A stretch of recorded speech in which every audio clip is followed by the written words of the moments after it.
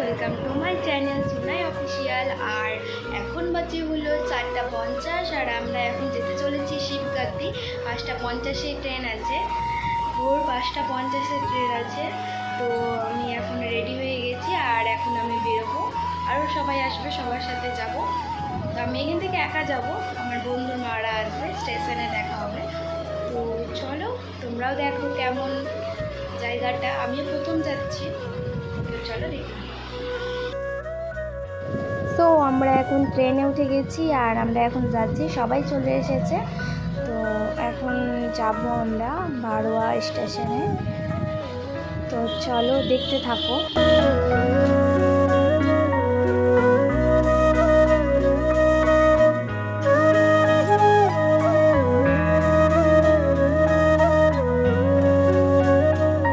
Guys, আমরা এখন train থেকে নেমে গেছি আর গাড়ি করেও নিয়েছি।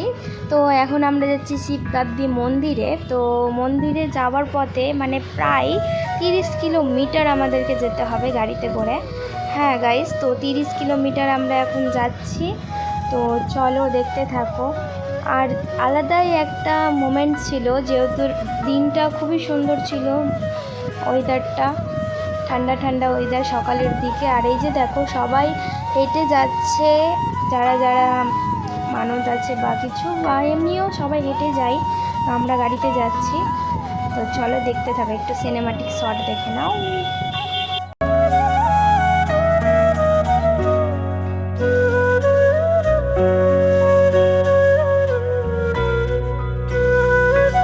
তো গাইস, আমরা এখন নেমে গেছি গাড়ি থেকে। আর এই যে শিবগাতি মন্দির, আর এখানে সবাই স্নান করছে, আমরা স্নান করব, দেন তারপরে যাব বাবার মন্দিরে। আর পাহাড়ের মধ্যে তো খুবই সুন্দর, তোমরাও পারলে একবার ঘুরে এসো, খুবই সুন্দর জায়গা।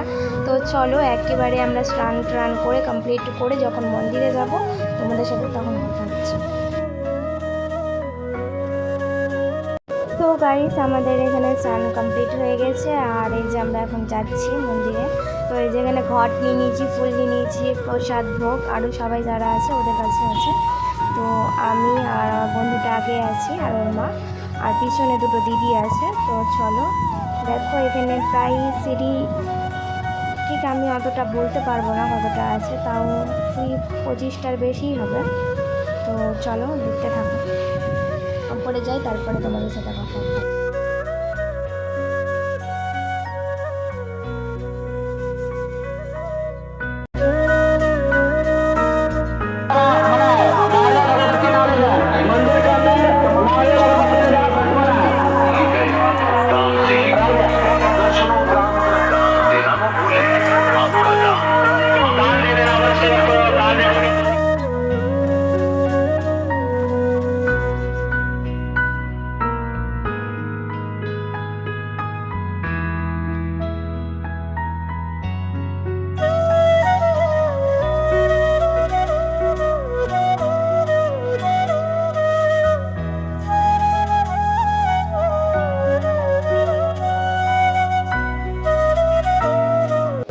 গাইস, আমরা এখানে থেকে পাহাড়ের একটু জল নিয়ে নিলাম, নিয়ে এখন আমরা মন্দিরের ভেতরে যাব।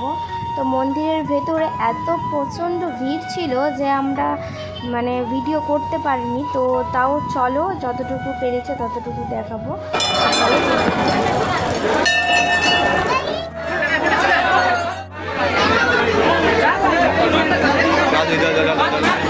সো গাইস, এইখানে এতটা ভিড় ছিল যে তোমাদেরকে আমরা একটুকু দেখাতে পারিনি আর ফোনও বের করতে পারিনি। আর এই যে এখান থেকে পাহাড়ে জল পড়ছে, সবাই স্নান করছে। পাহাড়ের মধ্যে শিব ঠাকুরটা খুবই সুন্দর আর মন শান্তি হয়ে গেল পুজো করে। তোমরাও পারলে একবার এসো, অবশ্যই এসো, দেখে যাবে, খুবই ভালো। আর এইখানে পুরো 200টা সিঁড়ি আছে, সবাই নাকি উঠতে পারে না। তো আমরা পুরোটাই গেছিলাম 200টা সিঁড়ি উঠে। তো চলো দেখতে থাকো।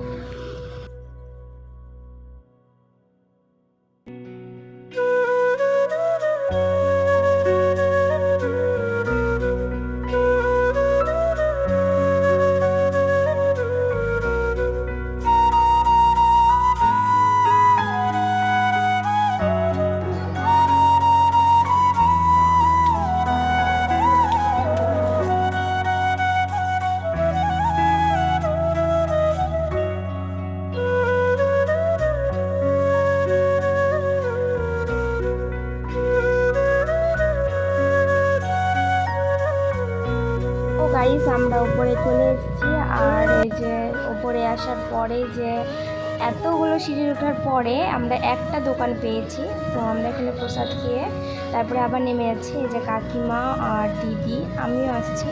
আর একটা দিদি ছিল, তো ওর একটু শরীরটা খারাপ করছিল, তাই ও নিচে বসেছিল। তো চলো আমরা যাই নিচে, তারপরে আবার তোমাদের সাথে কথা হচ্ছে।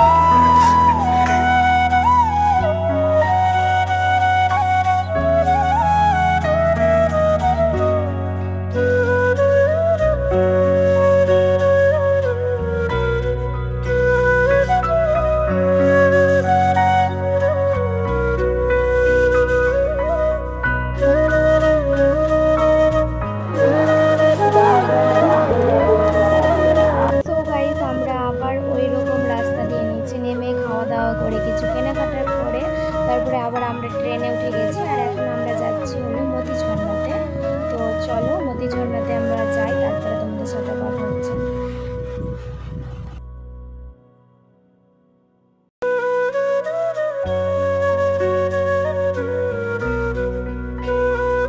ট্রেন থেকে নেমে গাড়িতে করে তারপরে আবার গাড়ি থেকে নেমে হেঁটে আমরা যাচ্ছি মতিঝর্ণা। আর এই যে মতিঝর্ণা যাওয়ার গেট, তো এখান থেকে 5 টাকা করে টিকিট করে নিতে হবে।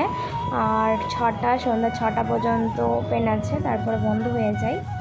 তো চলো দেখো কত সুন্দর জায়গাটা। এই যে আমরা দেখতে পাচ্ছি মতিঝর্ণা। আর কে কে এসছো সবাই আমাকে কমেন্টে জানাও যে হ্যাঁ আমি এসেছি মতিঝর্ণাতে, আর কেমন লেগেছে তোমাদের সেটাও বলবে।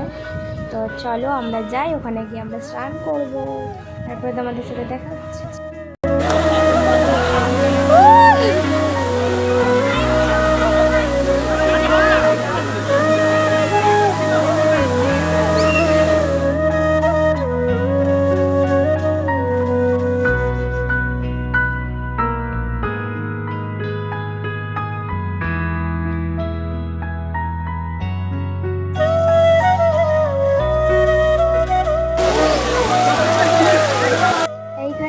দিদি যে কী করছিলাম, তারপরে স্নান করে তারপরে ওখানে একটা মন্দির ছিল, মানে শিব মন্দিরই। তো আমরা এখন পুজো দিতে যাচ্ছি। তো চলো, এইখানে পুরো ফাঁকাই ছিল, অত ভিড় ছিল না, মানে ছিল মোটামুটি কয়েকজন। তো এইখানে তোমাদেরকে দেখাতে হবে সেম পুরো শিবরাত্রির মতোই, পুরো ঠাকুরটাও সেম দেখতে, আর পাহাড়ের নিচেই। চলো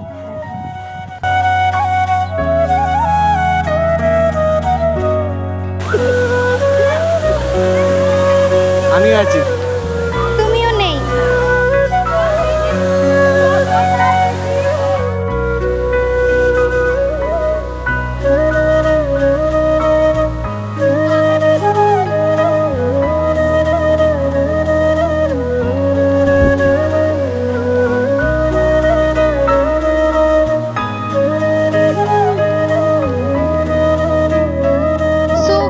আমরা বাড়ি যাবার জন্য বেরিয়ে গেছি। আর জায়গাটা খুবই সুন্দর ছিল, খুবই সুন্দর। তোমরাও পারলে একবার ঘুরে এসো, আশা করি তোমাদেরও খুব ভালো লাগবে।